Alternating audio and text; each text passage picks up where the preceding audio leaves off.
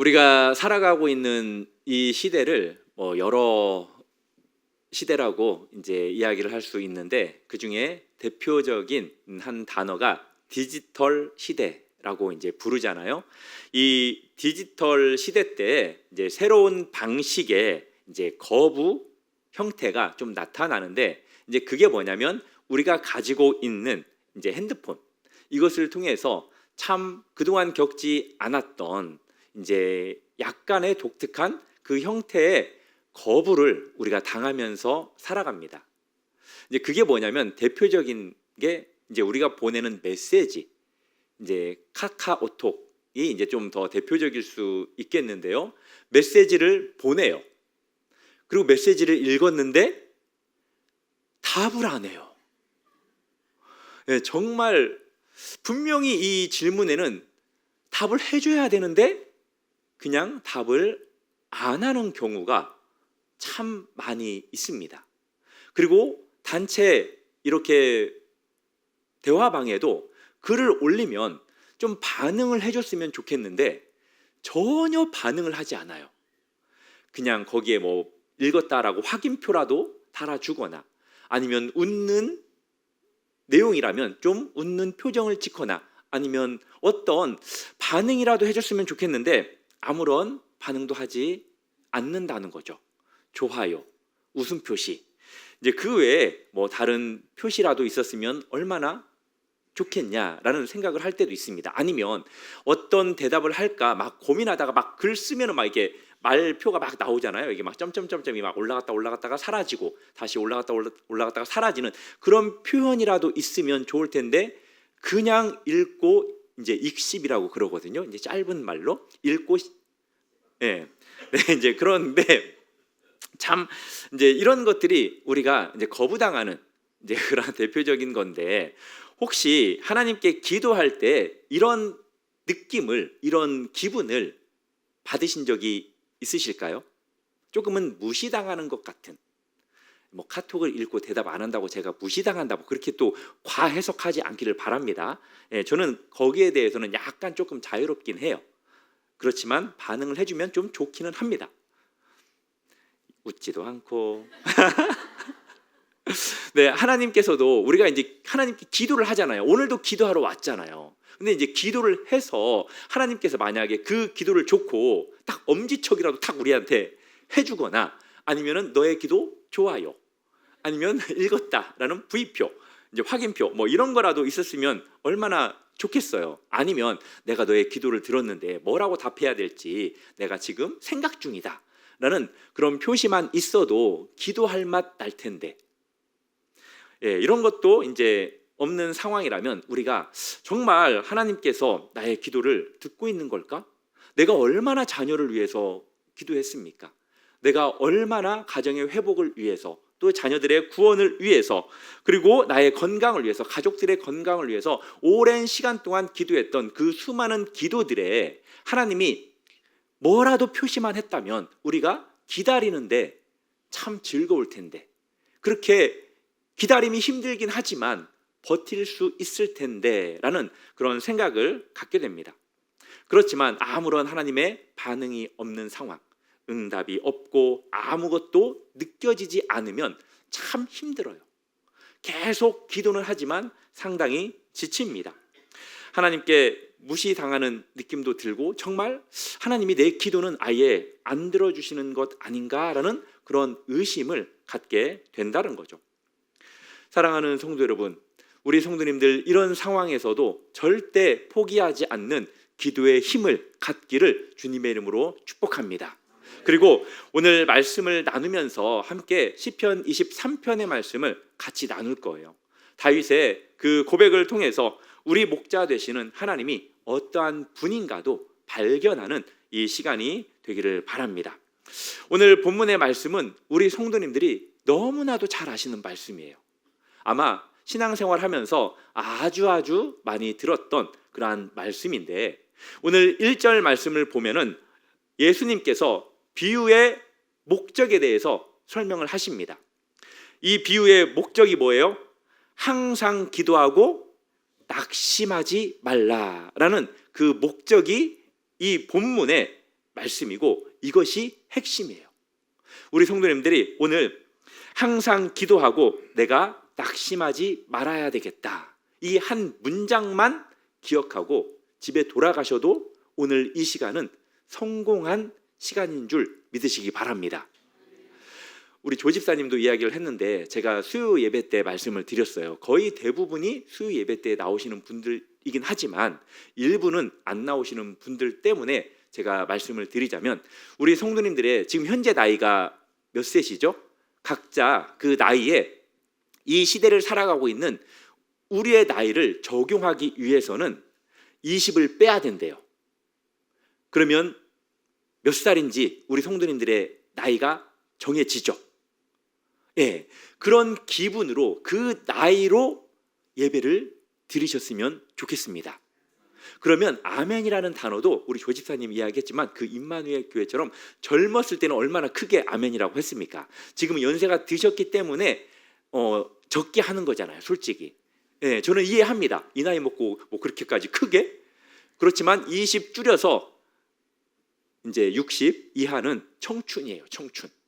그리고 지금 뭐 어머니 뱃속에 들어가실 분도 저기 앉아 계신데, 우리 성도님들이 조금은 예배 드릴 때 하나님께 내가 기쁨으로 예배를 드립니다라는 그 느낌을 하나님도 느끼게끔, 그리고 우리 자신뿐만이 아니라 옆에 있는 분도 느끼게끔 예배를 드린다면 우리의 예배가 조금 더 아름다울 거라고 생각합니다.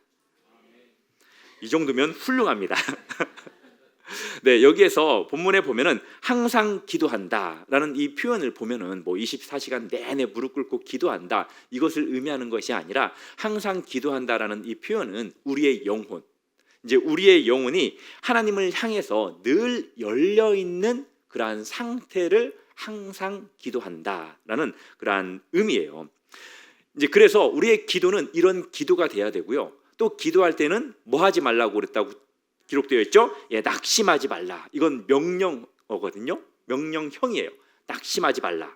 이제 헬라어로 보면은 에그카케오라는 단어인데, 기운이 빠져서 포기하다, 지쳐서 그만두다.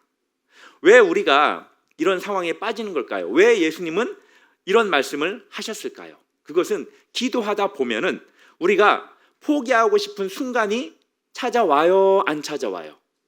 예, 찾아온다라는 거예요. 분명히 우리 성도님들 가운데에는 계속해서 강력하게 기도하고 싶은 그 기도의 제목을 붙잡고 상당히 오랫동안 기도해 온 성도님들이 계실 거예요. 단 한 번도 빠지지 않고 기도했을 수도 있지만, 우리가 어떤 중요한 기도 제목을 가지고 기도를 하다가 기도를 포기할 때가 있었습니까? 없었습니까? 잊어버릴 때가 있어요? 없어요? 저는 있었거든요.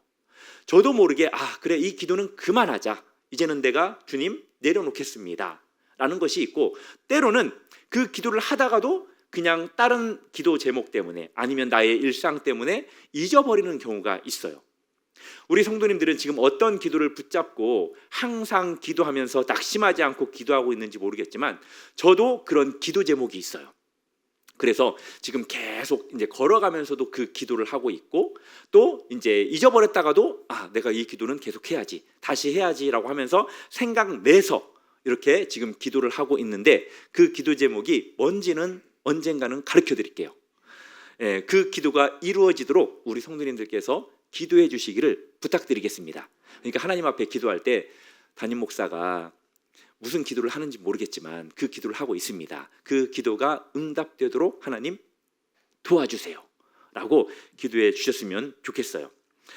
기도 응답이 더디더라도, 또 상황이 더 악화되거나 또 아무런 변화가 보이지 않더라도 우리 성도님들은 계속 기도하시기를 바랍니다.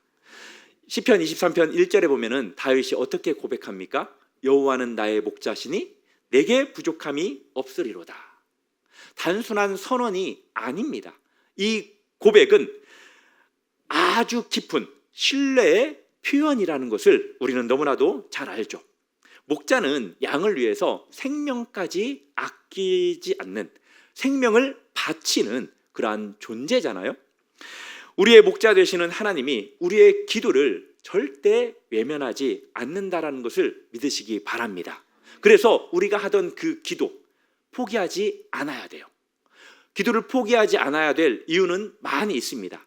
짧게 세 가지만 제가 말씀을 드리자면 띄워주시겠습니까? 첫 번째는 기도는 우리의 요구사항을 관철시키는 수단이 아니라 뭐라고요? 그렇기 때문에 우리가 기도를 포기하면 안 됩니다. 계속해서 하나님과의 관계를 더 깊이 하는 통로가 다른 것이 아닌 기도라는 사실을 우리 성도님들 기억하기를 바랍니다. 그리고 두 번째는 뭘까요? 두 번째는 같이 읽어보겠습니다. 시작.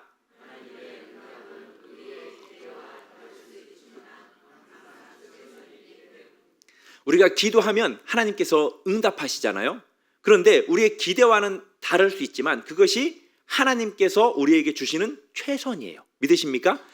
우리가 기도를 해야 그 기도의 응답을 하나님께서 해주신다는 거예요.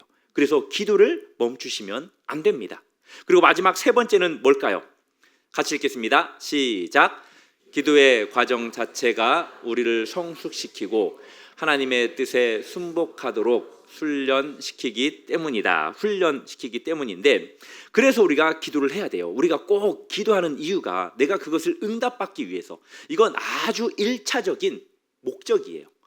더 중요한 이유들은 바로 이런 것들이라는 겁니다. 하나님과의 관계를 위해서, 그리고 기도를 통해서 하나님께서 나에게 주시는 그 최선의 최고의 응답을 받기 위해서, 그리고 그것이 나에게 하나님께서 성숙시키기 위한 훈련의 과정이라는 것, 이것을 우리가 기억하시기를 바랍니다.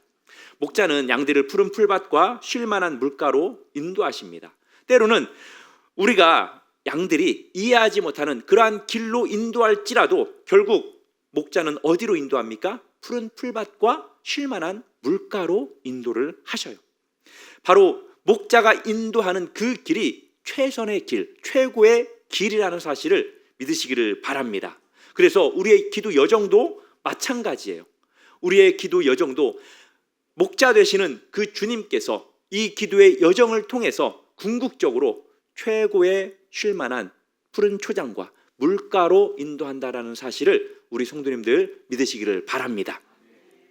이 비유 속 재판관은 어떤 사람입니까? 아주 나쁜 사람이에요. 아주 부정적인 그러한 인물입니다.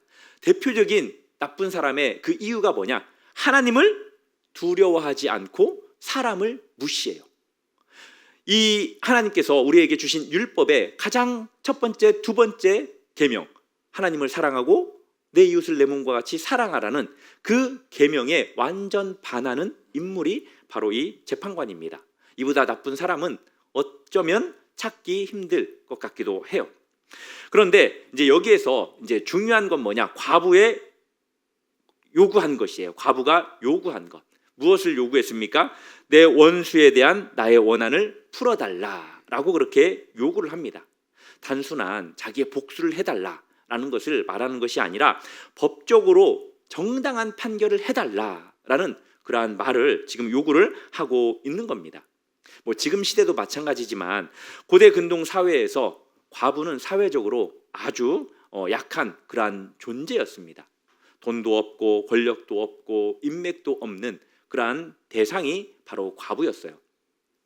하지만 그녀의 요구는 지금 여기에서 상당히 정의로운 것을 우리가 추측할 수 있습니다.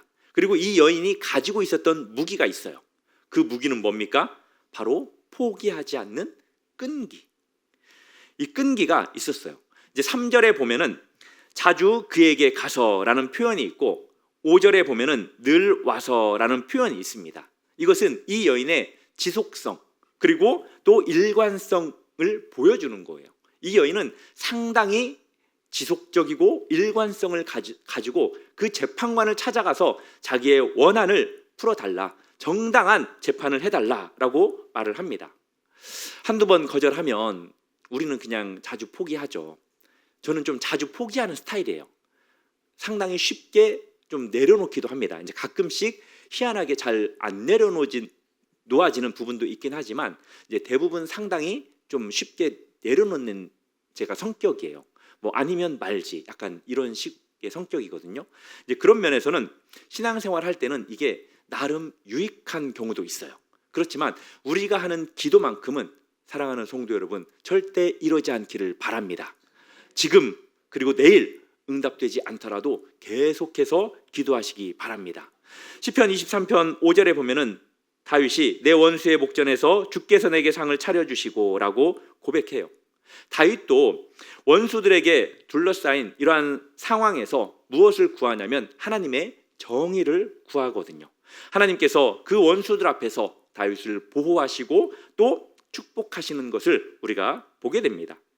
불의한 재판관이 결국 들어준 이유가 무엇입니까? 다른 것이 아니죠. 이 과부가 번거롭게 하니까. 이것은 상당히 표면적으로 드러난 이제 그러한 대답입니다. 실제적으로 그녀의 요구가 정당했기 때문에, 그리고 아무리 불의한 재판관이라고 할지라도 그녀의 그 정당함이 옳은 일이다, 옳지 않은 일이다 라는 것을 알았던 재판관이기 때문에 들어줄 수밖에 없었다라는 거예요. 불의한 걸 가지고 계속 따졌다면 벌써 감옥에 잡아서 넣었겠죠. 그렇지만 정의로운 것이기 때문에 이 재판관도 계속 귀찮게 하는 그 과부를 어떻게 할 수가 없었던 거예요. 그래서 결국 들어줍니다. 이것이 이 말씀의 또 핵심입니다. 과부의 성공은 끈기로만 이루어진 것이 아니라 무엇이에요? 정당한 요구와 포기하지 않는 자세라는 거예요. 믿으십니까? 그래서 우리도 이 과부처럼 정당한 기도를 해야 돼요. 먼저는 정당한 기도. 정당한 기도는 뭐냐면 하나님의 이름과 영광을 위한 거예요. 그리고 또 하나님의 뜻에 부합하는 기도들, 그리고 성경적 근거가 있는 그러한 기도들, 그리고 이웃의 유익을 위해서 구하는 기도들, 이러한 것들이 정당한 기도들이라고 볼 수 있어요. 이제 우리 성도님들이 하는 가족의 구원을 위해서도, 또 가정의 건강을 위해서도, 화목을 위해서도, 교회의 부흥을 위해서 하는 그러한 모든 기도들도 다 이 안에 포함되는 정당한 기도라고 그렇게 볼 수 있습니다. 그래서 과부처럼 포기하지 않는 그러한 자세가 필요해요. 과부는 불의한 재판관을 상대했음에도 불구하고 포기하지 않았어요. 우리는 누구를 상대합니까? 사랑의 하나님을 상대하잖아요. 당신의 아들 독생자까지 우리에게 주신 그 하나님, 아버지죠. 그 아버지를 상대하는데 왜 우리가 포기를 합니까? 그리고 과부는 약속이 없었던 그러한 상황 속에서도 계속 포기하지 않았지만 우리에게는 하나님께서 무엇을 주셨냐면 약속을 주셨어요. 어떤 약속입니까? 구하라, 찾으라, 문을 두드리라. 그러면 주실 것이요, 찾을 것이요, 열어주겠다라는 약속을 하셨잖아요. 하나님은 어떤 하나님이냐? 약속을 지키시는 하나님이에요. 믿으십니까? 우리는 약속은 안 지키면서 뭐라고 대답하죠? 야, 약속은 깨지라고 있는 거야. 이제 이렇게 이야기를 하지만 하나님은 그런 분이 아니에요. 약속을 신실하게 지키는 하나님, 그 약속과 또 하나님의 그 신실하신 성품에 대한 확신을 가지고 포기하지 않는 자세로 기도하시기 바랍니다. 혹시 제가 이제 이 부분은 시간 관계상 길게 하진 않고 아주 짧게만 말씀드리겠지만, 혹시 성경에 보면은 하나님께서 우리에게 하신 약속이 몇천 개 되는지 아세요? 대략 2,000개, 3,000개, 4,000개. 맞아요. 3,000개래요. 성경에 보면은 3,000가지의 약속이 있대요, 우리에게. 그 3,000가지를 우리 성도님들이 하나, 두 개만 붙잡고 기도해도 된다는 거예요. 다른 거 붙잡고 기도하지 마시고 하나님의 약속 붙잡고 기도하는 우리 성도님들 되기를 주님의 이름으로 축복합니다. 그러면 그 약속은 하나님께서 지켜주시거든요. 그러니까 가끔씩은 뻔뻔하게 기도해야 돼요. 하나님, 이 약속 안 지켜주실 거냐고, 지금 이런 식으로 지금 나오실 거냐고. 우리는 그렇게 기도할 자격이 있다라는 거예요. 자, 이제 예수님의 핵심 논리로 좀 들어가자면, 이제 예수님께서 어떤 이야기를 하냐면 작은 것에서 큰 것으로부터 이제 큰 것으로 이렇게 이야기를 하시는데, 그게 뭐냐면 불의하고 냉정한 재판관도 끈질긴 요청에 굴복했던 것처럼 하물며 우리를 사랑하시는 하나님께서 우리의 기도를 외면하시겠느냐? 재판관에서 하나님으로 이제 이렇게 작은 것에서 큰 것으로 이렇게 확대해서 이야기를 하시는데, 여기에서 잠깐 다시 한번 불의한 재판관과 하나님이 어떠한 분인가를 좀 우리가 살펴봐야 돼요. 재판관은 하나님을 두려워하지 않았습니다. 그렇지만 하나님은 어떤 분이에요? 스스로 계신 분입니다. 완전히 의로우신 분이 바로 하나님이에요. 재판관은 사람을 무시했지만 하나님은 독생자 예수 그리스도를 우리에게 주기까지 우리를 사랑하신 분이십니다. 자비가 많으신 분이시고 우리들을 사랑하시는 분이에요. 재판관은 귀찮아서 들어주었지만 하나님은 우리의 기도를 어떻게 받으시는 분이시냐면 기쁘게 받으시는 분이에요. 우리의 어떤 기도라도 하나님께서는 기쁘게 받으십니다. 재판관은 마지못해서 정의를 행했지만 하나님께서는 당신의 그 의로운 성품 때문에 정의를 사랑하시고 실현케 해주십니다. 믿으십니까? 시편 23편 4절에 보면은 다윗이 이렇게 고백을 해요. 내가 사망의 음침한 골짜기로 다닐지라도 해를 두려워하지 않을 것은 주께서 나와 함께 하심이라. 주의 지팡이와 막대기가 나를 안위하시나이다 라고 고백을 합니다. 여기에서 아주 놀라운 진리를 우리가 하나 발견하는데 그것은 뭐냐? 다윗이 이 고백을 할 때에도 평안한 상황이 아니라는 거예요. 사망의 음침한 골짜기를 걸어가고 있었습니다. 그렇지만 그가 두려워하지 않았대요. 왜 두려워하지 않았습니까? 누가 함께했기 때문에? 하나님이 함께했기 때문에 두려워하지 않았대요. 사랑하는 성도 여러분, 하나님께서 함께하심을 믿으시기를 바랍니다. 불의한 재판관이 끈질긴 요청에 응답했지만 하나님께서는 사랑으로 응답해 주셨고 그 사랑의 하나님이 우리와 함께 하신다라는 사실을 믿으시기를 바라요. 가끔씩 우리가 기도에 대한 정의를 잘못할 때가 있어요. 이 기도는 하나님의 마음을 억지로 바꾸는 것이 아닙니다. 어떤 사람은 기도가 하나님의 팔을 비트는 것이다 라고도 해석을 해요. 그렇지만 그건 잘못된 해석입니다. 기도는 하나님의 마음을 바꾸는 것이 아니라 이 기도는 하나님의 뜻을 우리가 깨닫고 그 뜻에 동참하는 것임을 우리 성도님들 믿으시기를 바랍니다. 결국은 기도하다 보면은 하나님을 바꾸는 것이 아니라 우리 자신이 바뀌는 것을 많이 우리가 경험을 하잖아요. 가장 중요한 건 뭐냐? 결국 우리의 기도를 하나님께서 듣고 계신다라는 거예요. 믿으십니까? 언제 어떤 방식으로 응답할 것은 누구 몫이에요? 누구 마음이에요? 맞아요. 하나님 마음입니다. 그래서 그런 표현이 있죠. 하나님은 먼 장수다. 참 제가 어렸을 때 그 엿 사 먹겠다고 집에 있는 코카콜라 그 엄청나게 단단한 코카콜라 큰 병이 있었어요. 어머니가 애지중지 깨끗이 씻어서 그것을 다른 용도로 사용하려고 잘 보관하고 있었는데 제가 그걸 가지고 엿장수에게 가지고 가서 엿을 달라고 그랬어요. 그런데 제 앞에 있는 애는 작은 병 그거 가지고 엿장수가 이렇게 탁탁 2번 떼서 주더라고요. 그러면 저는 당연히 크기 때문에 한 4번 떼어서 줄 줄 알았어요. 근데 저도 탁탁 2번만 떼주는 거예요. 그래가지고 지금 뭐 하는 거냐고, 이 작은 거랑 이 큰 거랑 지금 이러면 안 되시지 않냐고 그랬더니 엿장수 맘이다고. 그래가지고 제가 와 정말 그때 당황했고요. 그리고 이제 제가 살다 보니까 하나님도 정말 당신 마음이더라고요. 제가 달라는 건 안 주고 안 줘도 되는 걸 주시기도 하고, 나한테는 안 주고 쟤한테는 주는. 와, 그래서 제가 하나님 용서하고 들으십시오. 이제 그런 생각을 할 때가 제가 가끔씩 있다는 거예요.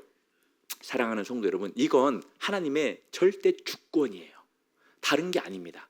하나님은 우리와 다른 분이에요. 우리 생각으로 하나님이 이해가 되면 그게 신이냐고요? 아니에요. 하나님은 절대 주권자로서 우리의 생각이 이 땅이라면 하나님의 생각은 저 우주만큼 높고 높다라는 그 사실을 우리 성도님들 기억하시기를 바랍니다.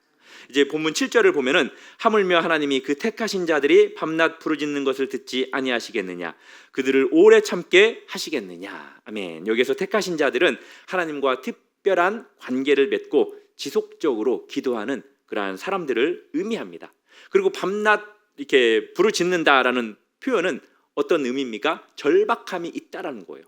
절박함이 있으면 밤낮 부르짖게 되어 있어요. 정말로 절박해지면 순간순간 기도가 나와요. 주여 주여가 나와요. 사랑하는 성도 여러분, 한숨 푹 쉬면서도 주여라는 그 단어를 뒤에라도 수식어로 넣기 바랍니다. 그러면서 주여 감사합니다 하거나 주여 믿습니다 하거나 이런 식으로 한숨만 쉬지 마시고 우리 성도님들이 주여, 그 한숨도 기도가 될 수 있도록 변화시키기를 바랍니다. 그리고 두 번째는 지속성이에요. 약속을 붙잡고 꾸준히 기도하는 것. 그래서 이제 어떤 분들은 작심 기도를 하잖아요. 작정 기도라고 그러죠. 이제 조금 짧게 잡는 사람은 그래, 내가 3일만 작정하고 기도하리라. 그리고 이제 성경에 보면은 좀 40이라는 숫자가 그래도 할만할 것 같아가지고 40일 작정 기도하시는 분이 있고, 또 어떤 분은 좀 기도가 더 이렇게 좀 하나님이 들어주기 힘들 것 같은 생각을 하면 100일 정도 하나 봐요. 그래서 이제 100일 기도를 작정해서 해요. 그리고 100일이 끝나면 또 그 다음 날부터 또 100일을 하고 또 끝나면 또 100일을 해서 들어줄 때까지. 사랑하는 성도 여러분, 끝까지 기도하시기를 바랍니다. 대부분 작정 기도하면 하나님께서 좀 들어주시는 경우가 많더라고요. 이제 어떤 기도는 무조건 뭐 끝까지 끈질기게 뭐 작정해야 하나님이 들어주는 것이 아니라 그렇게 기도를 요구해서 들어주는 기도가 있다라는 거예요. 믿으십니까? 그러한 기도를 하나님께서 원하신다라는 거예요. 그래서 우리 마음 가운데 그런 감동이 든다라고 하면 뭐 이게 율법적인 거 아니야? 너무 형식적인 거 아니야? 그렇지 않아요. 그걸 하나님께서 뭐라고 여기시냐면 기특하게 여기셔요. 그런 것들은 기쁘게 여기십니다. 믿으십니까? 그래서 그렇게 기도를 해서 그러한 소원들을 주님 뜻 안에서, 주님 안에서 응답받는 우리 성도님들이 되기를 바랍니다. 시편 23편 5절에서 다윗은 이렇게 고백합니다. 내 원수의 목전에서 주께서 내게 상을 차려주시고 기름으로 내 머리에 부으셨으니 내 잔이 넘치나이다. 아멘. 잠깐만, 이왕 늦었으니까 그냥 천천히 가도록 하겠습니다. 제가 이왕 늦었는데 좀 빨리 가보려고 하다 보니까 좀 말이 꼬이는 것 같아가지고 다시 조금 천천히 가도록 하겠습니다. 이 시편 23편 5절을 보면은 다윗의 원수들이 완전히 사라진 게 아니에요. 여전히 그들의 원수들이 지금 어디에 있어요? 목전에 있어요. 예. 하지만 하나님께서는 그 원수들 앞에서 지금 다윗에게 무엇을 차려주십니까? 상을 차려주시잖아요. 그러면서 다윗을 축복하십니다. 이것이 단순히 이제 상을 차려주시고 축복하는 것을 넘어서서 이것은 하나님이 이 다윗을 향한 기도의 응답이라는 사실을 우리 성도님들 믿으시기 바랍니다. 다윗을 향한 하나님의 응답의 방식이에요. 하나님이 택하신 자들의 그 기도에는 무엇이냐면 특별한 약속이 있어요. 하나님께서 때로는 조금 전에도 이야기했지만 오래 참게도 하십니다. 그렇지만 하나님께서 마냥 참게만 하실까요? 아닙니다. 하나님께서 속히 우리의 기도에 응답을 해주세요. 그런데 여기에서 이 속히라는 단어는 우리의 시간표가 아니라는 거예요. 우리의 속히는 언제예요? 지금 당장이죠. 아니면 오늘 밤이 지나고 내일. 그런데 하나님의 시간표는 우리의 시간표와 다를 수 있다라는 거예요. 결국 하나님께서는 가장 좋은 것으로, 가장 선하신 것으로 우리에게 응답해 주신다라는 사실을 우리 성도님들 기억하시기를 바랍니다. 조금 전에도 이야기했듯이 목자는 양들을 적절한 때에 적절한 곳으로 인도하십니다. 때로는 우리가 이해하지 못하지만 목자의 인도는 항상 완벽해요. 하나님의 인도하심은 항상 완벽합니다. 믿으십니까?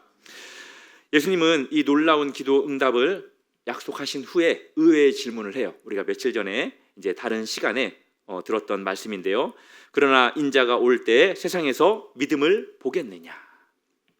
이 질문에는 예수님의 이제 깊은 우려와 간절함이 이 안에 녹아져 있는데요. 기도 응답의 약속은 확실합니다. 하나님께서는 우리의 기도에 응답을 안 한 적이 없어요. 있을까요? 없을까요? 지금 있다라고 생각하시는데 왜 그러냐면 무응답도 응답이기 때문에 절대 하나님은 우리 기도에 응답하지 않은 게 없어요. 믿으십니까? 그걸 믿어야 돼요. 문제는 우리가 그 약속을 끝까지 기다리고 믿을 수 있느냐, 믿고 기다리느냐. 하나님의 문제가 아니라 결국 기도하면서 누구의 문제라는 거예요? 우리의 문제라는 거예요. 하나님은 전혀 문제가 아닙니다. 여기에서 말하는 믿음은 단순한 지적인 동의가 아니라 우리에게 역경이 찾아오더라도, 그리고 환경이 변하지 않더라도, 기도 응답이 지연되더라도 하나님의 신실하심을 의심하지 않는, 흔들리지 않는 신뢰, 이것이 여기에서 말하는 믿음이에요. 시편 23편의 배경은 계속해서 이야기하지만 다윗이 평안한 상황이 아니라는 거예요. 내 원수의 목전에서라는 그 표현에서 알 수 있듯이 주변의 원수들이, 적들이 둘러싸고 있는 그러한 상황입니다. 하지만 다윗이 뭐라고 고백합니까? 여호와는 나의 목자시니 내게 부족함이 없으리로다. 이것이 바로 상황을 초월하는 그러한 믿음의 고백이라는 사실을 우리 성도님들 믿으시기 바랍니다. 믿음의 특징은 하나님의 성품에 근거해야 돼요. 다른 것에 근거한 믿음이 아니라 신실하신 하나님의 그 성품에 근거한 믿음을 가지시기를 바랍니다. 그리고 하나님의 뜻을 신뢰하는 믿음. 하나님은 신실하시다. 분명히 나를 향한 하나님의 그 뜻이 이루어질 것이다. 그리고 과정을 통해서 성숙해지는 믿음입니다. 하나님을 더 깊이 알아가고 그분의 성품을 닮아가는 것. 이것이 바로 우리의 믿음이에요. 여러 예가 있지만 30년 동안 남편의 구원을 위해서 기도했던 성도님이 계세요. 지금도 기도하고 계신 우리 성도님들 계실 텐데 30년 동안 남편의 구원을 위해서 기도했어요. 중간에 그 기도 응답이 없었다는 거죠. 언제 응답이 되었다는 거예요? 30년. 그때가 언제였냐면 임종 때였습니다. 남편이 마지막으로 예수 그리스도를 구주로 마음으로 믿고 입술로 시인한 그러한 기도의 응답이 30년 만에 일어났어요. 그리고 세상을 떠났습니다. 그 성도님이 생각을 했어요. 와, 이제서야 기도 응답을 해주다니. 그런데 생각을 하면서 자신의 다리를 탁 쳤습니다. 하나님이 옳습니다. 왜 그렇게 고백했냐면, 만약에 5년 전이든 10년 전이든 15년 전이든 내 남편이 그렇게 예수님을 영접했다면 분명히 그 성격상 절대 신앙생활 제대로 안 했을 거라고. 오히려 더 예수님을 떠나서 끝내 예수님을 못 믿었을지도 모르겠다. 이때가 가장 아름다운 때였구나. 하나님의 때였구나. 라고 그렇게 고백을 했다는 거예요. 사랑하는 성도 여러분, 우리의 기도의 응답은 절대적으로 하나님의 주권 안에 있음을 믿으시기를 바랍니다. 그래서 우리는 실망하면 안 돼요. 시편 23편 6절에 보면은 다윗은 이렇게 확신합니다.